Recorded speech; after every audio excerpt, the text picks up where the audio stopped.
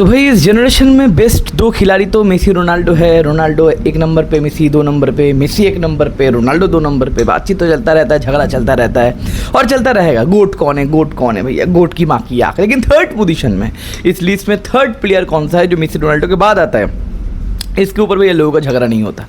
आपके दिमाग में अगर 1% भी डाउट है तो मेरे भाई आपने नेमार डी सिल्वा जूनियर को लाइव खेलते हुए नहीं देखा, डे इन डे आउट खेलते हुए नहीं देखा। यस, हमारा एक प्रिंस जो राजा कभी बन ही नहीं पाया, कुछ गलती उसका था, कुछ हेल्थ का, कुछ डिसीजंस का, पता नहीं। लेकिन यस, नेमार डी सिल्वा जूनियर ने मेसी रोनाल्डो के बाद इस जनरेशन को मैनिपुलेट किया है फुटबॉल देखने के लिए, फुटबॉल खेलने के लिए। बहुत सारे लोग बोलते थर्ड पोजीशन में कोई और नहीं आ सकता। नहीं, कोई नहीं आ सकता मेरे भाई, दूर दूर तक कोई नहीं आ सकता, क्योंकि मेसी रोनाल्डो जिस तरीके से फुटबॉलर्स को, कंटेंट क्रिएटर्स को, फुटबॉल प्रोफेशनल्स को या फिर व्यूअर्स को जिस तरीके से इन्फ्लुएंस किया है, उसके बाद अगर किसी का नाम आएगा दैट इज नेमार। उसका बॉडी फेंड बताओ, ड्रिबल बताओ, वन टच बताओ, बॉक्स के अंदर भैया स्किल शो करना बताओ, सो भी बोलना बताओ। And Neymar D Silva junior एक ऐसा खिलाड़ी था मेरे भाई, यूरोप में ना खेलते हुए भी बैलन डॉर की लिस्ट में 10th पोजीशन में जगह बना लिए थे नेमार डी सिल्वा जूनियर। ये रिकॉर्ड आप सोच के देखो, इट्स इम्पॉसिबल। किसी भी लीग, भैया बारिश हो रहा है भैया, अभी सुबह भैया पूरा अंधकार हो गया कोलकाता। तो नेमार ने जिस तरीके से इम्पैक्ट डाला है फुटबॉल वर्ल्ड में, शायद मेसी रोनाल्डो के बाद किसी और ने डाला है। तो ये सीजन भैया मेसी रोनाल्डो के लिए तो अच्छा जा रहा है। मेसी ने भैया 5 गोल पेल दिया, रोनाल्डो ने 2 गोल पेल दिया, एम्बापे वगैरह 4 गोल मार चुके हैं।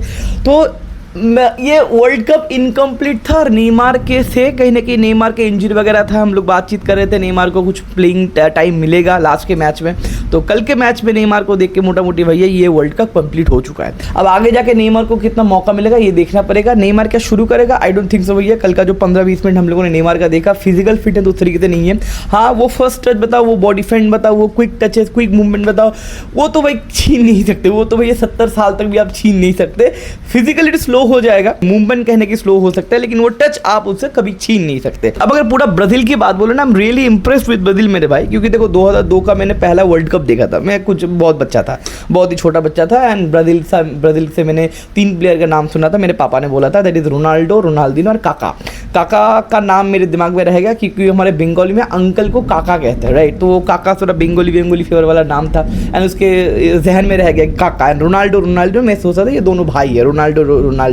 उसके बाद 2006 जब मैं वर्ल्ड कप देखा तो समझ के फुटबॉल वर्ल्ड कप देखा कि मोटा मोटी फुटबॉल समझ गया था। एंड 2010 में तो एक्सपर्ट बन गया था भाई, ये होता है, ये फर्स्ट टच होता है, इन्वर्टेड रन होता है, ये फुल बैक होता है। 2010 में एक्सपर्ट बन गया था। तो जब से मैं देख रहा हूँ, मतलब समझ के 2006 से मैं ब्राज़ील को कभी भी उस तरीके से पीक में देखा नहीं। 2006 में भी ब्राज़ील आई थिंक नीदरलैंड के साथ बाहर हुआ था। 2010 में भी ब्राज़ील पता नहीं बाहर ही हो गया था। 2014 में तो ह्यूमिलेशन, 2018 में भी तो बाहर हो गया था, किससे पता है, बेल्जियम से बाहर हुआ था। 2022 में तो पिछला सीजन में तो भैया नेमार ने मेहनत करके एक गोल मारा था भैया क्रोएशिया के साथ, उसकी मेहनत के ऊपर भैया मूत दिए। एक साल पहले भी भैया 2026 वर्ल्ड कप के ऊपर ब्राज़ील का ज़्यादा एक्सपेक्टेशन नहीं था, कोई भरोसा वगैरह नहीं था। लेकिन कार्लो चाचा को ये लोग भैया ले लिए कि ब्राज़ील का coach, as a coach. And Carlo चाचा ये 1 साल में भाई देखो, कार्लो अंचेलोत्ती इस जनरेशन का अकॉर्डिंग टू मी मेरा number 1 coach Alex Ferguson and Carlo Ancelotti है अकॉर्डिंग टू मी, बिकॉज ये दोनों coach, specially Carlo Ancelotti, Alex Ferguson को तो मैंने पूरा करियर नहीं देखा, आधा करियर देखा, 2005 के बाद मैंने देखा। तो कार्लो चाचा ना जो लिमिटेड बजट में जुगाड़ू कर सकते हैं, इंडियन होता है ना, इंडियन जो जुगाड़ू होते हैं, जो जुगाड़ू कोच है।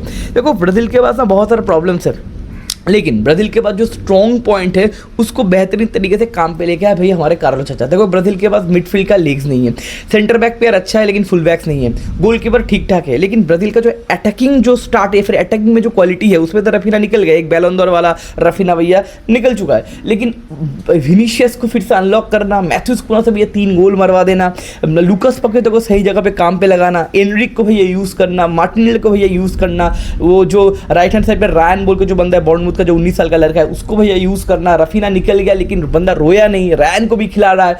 तो ये जो मैनेजेबल जो कैरेक्टर है बंदा, और आपको देखो एक चीज़ है कि एक मैनेजर के अंडर में अगर आपको एज अ प्लेयर खेलने में मज़ा नहीं आ रहा है ना, तो आप अच्छे मैनेजर नहीं हो भाई। विनीशियस को कल पूछा गया भाई कैसा हेडर से आपने गोल दिया, विनीशियस ने बोला कि भाई ये कार्लो के साथ मेरा बेट वगैरह लगा था, मैं हेडर से गोल नहीं दे सकता, और कार्लो ने बोला भैया अगर तुम हेडर से गोल दो तो मैं तुम्हें गिफ्ट दूंगा, तो I am waiting for the gift. तो विनीशियस को अनलॉक करना है, फिर कोई किसी भी अटैकर ना कार्लो के साथ खेलना चाहता है, पता नहीं क्या जड़ी बूटी पिला देता है मेरे भाई। देखो देखो थोड़ा सा फ्रीडम आपको देना पड़ता है, थोड़ा फ्लूइडिटी आपको देना पड़ता है। आप ना बड़े प्लेयर के साथ जब आप खेलते हो ना, आप ना कोचिंग करवा नहीं सकते, उनको तो कंजर्वेटिव करवा नहीं सकते, आप उनको थोड़ा फ्रीडम देना पड़ेगा। आपका टेक्निक या फिर आप क्या चाहते हो वो आपको प्रेजेंट करना पड़ेगा, और उनको थोड़ा फ्लरिश करने देना पड़ेगा। नेमार भी कल आया, नेमार जब ऑफ द बेंच आएगा बाकी के मैचेस में भी, इंपॉर्टेंट मैचेस में भी बंदा फॉल्स नाइन खेलेगा, फिर कहाँ पे खेलेगा, नेमार को भी गारंटी वो फ्रीडम देगा। तो अटैकर्स लोग जो विनीशियस के ऊपर हम लोग गाली देते थे कि ब्राजील के लिए विनीशियस कुछ नहीं करता, आज विनीशियस भैया 3 मैच में 4 गोल लिटा दिया मेरे भाई।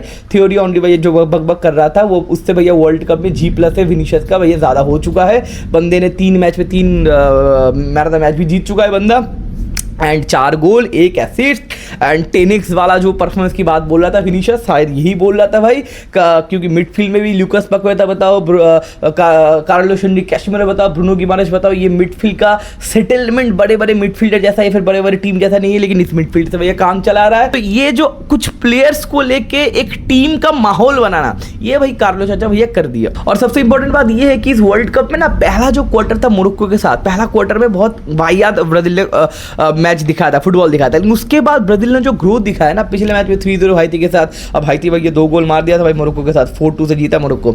एंड उसके बाद आज के मैच में स्कॉटलैंड को लथेर दिया। ऑल दो स्कॉटलैंड का थोड़ा मिस्टेक वगैरह था, लेकिन कोई बात नहीं भैया, आप XG भैया 4.5 का XG क्रिएट किया है, 6-7 बिग चांसेस क्रिएट किया, मतलब अटैकिंग वाइज जो ब्राजील को फ्लरिश करवाया।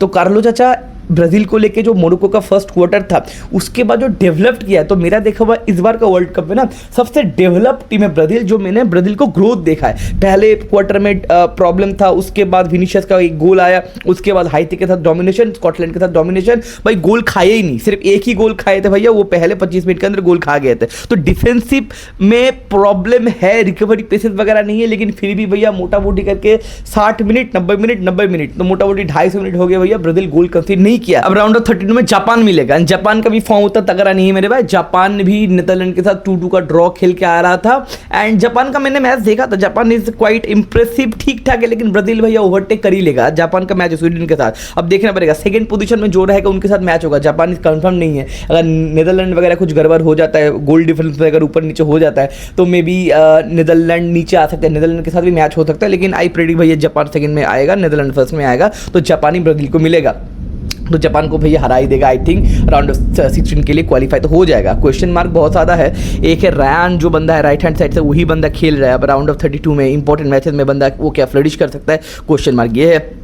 मिडफील्ड का जो रिकवरी पेस नहीं है, अब मिडफील्ड में क्या एडरसन का इंक्लूशन होगा, ये भी एक क्वेश्चन मार्क है। अब सेंटर बैक का कोई भाई इंजरी वगैरह ना हो, टच शूट अगर इंजरी वगैरह रह जाता है तो भैया प्रॉब्लम हो जाएगा, कोई उनके पास डेप्थ नहीं है सेंटर बैक का। ऑलरेडी राइट बैक वेस्ली वगैरह बाहर निकल चुका है, उनके पास फुल बैक के पास भी रिकवरी पेस वगैरह नहीं है। क्विक ट्रांजिशन में भैया खोल सकता है, क्विक ट्रांजिशन ब्राजील भैया गोल खा सकता है। ब्राजील को ना गोल मारना पड़ेगा, ब्राजील गोल ना खा के मैच जीत नहीं सकता, क्योंकि राउंड ऑफ 32 से हर एक मैच में जब तक ब्राजील क्वालिफाई करेगा, आई डोंट थिंक तो ब्राजील क्लीन शीट लेके आ पाएगा। एक गोल तो गारंटी खाएगा ब्राजील को ना, 2-3 गोल मारने का देखना पड़ेगा। कूना को, विनीशियस को, लूकास पक्वेता को एक्स्ट्राऑर्डिनरी कुछ परफॉर्मेंस करना पड़ेगा, और बेंच से भी एनरिक को भी थोड़ा बहुत गोल कंट्रीब्यूशन देना पड़ेगा। और नेमार का इंक्लूजन क्या होगा, नेमार का क्या रोल होगा, अभी आने वाले मैच में देखना पड़ेगा मेरे भाई। आज तो भाई इमोशनल थोड़ा हो गया, नेमार 3 साल बाद आया बेंच से, तो सारे लोग इमोशनल थे, लेकिन आने वाले मैचेस में भाई ब्राजील को जीतना पड़ेगा। नेमार के लिए कितना टाइम कार्लो देते, 20 मिनट 25 मिनट क्या रोल देते, फॉल्स नाइन अटैकिंग मिडफील्डर क्या रोल देते, ये भैया देखना पड़ेगा। लेकिन टैक्टिकली थोड़ा बहुत बातचीत करें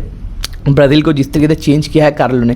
देखो मिडफील्ड का जो बैटल है, फिर मिडफील्ड में जो रिकवरी पेस नहीं है, कार्लो चाचा जानते हैं। इसके लिए भाई लूकास इसके लिए भैया कैशिमेरो और ब्रूनो गिमारेश को बंदा पिवट खिलाता है, मोटा मोटी पीछे कार्लोस हेनरिक कैशिमेरो रहता है बॉल जीतने के लिए, एंड आपका सामने अप फ्रंट में भैया ब्रूनो गिमारेश थोड़ा टक इन मारता है। एंड क्या करता है, मैथ्यूस कुना को नंबर 9 खिला रहा है। Number 9 he is not a number 9, he is a false 9। बंदा नीचे आता है, ड्रॉप डाउन करता है। अब ड्रॉप डाउन करके वो अटैकिंग मिडफील्डर खेलता है, वो अटैकिंग मिडफील्डर खेलता है। इसके लिए लूकास पकड़ता है भैया लेफ्ट हैंड हैंड साइड से ड्रिप हो जाता है। तो भैया 4 मिडफील्डर हो गए, कैशिमेरो, ब्रूनो गुमारेश, आपके लूकास पगोदा लेफ्ट हैंड साइड पे, और आपका बेथिस कुन्हा ड्रॉप डाउन किया, और इसके लिए रायन भैया खींच रहा है विट राइट हैंड साइड से, और इसके लिए क्या हो रहा है पता है, विनीशियस को ड्रिप डाउन करना पड़ता है सेंट्रल चैनल पे, उसको मौका मिल रहा है, वो मेन मैन बन रहा है, या फिर उसको फ्रीडम मिल रहा है कि भाई राइट हैंड साइड तो बंदा है, टेक ऑन तो बंदा मार सकता है, वो बंदा आराम से सेंटर फॉरवर्ड के टाइम में फिर सेंट्रल चैनल में बंदा ड्रिप डाउन कर पा रहा है, और एंड गोल स्कोरिंग ज़्यादा मौका बन रहा है। ये जो मिडफील्ड का जो बैलेंस नहीं है, इस तरीके से भैया कार्लो अंचेलोत्ती ने मिडफील्ड का थोड़ा सजा दिया है मेरे भाई, इसलिए ब्राजील थोड़ा स्टेबल दिख रहा है।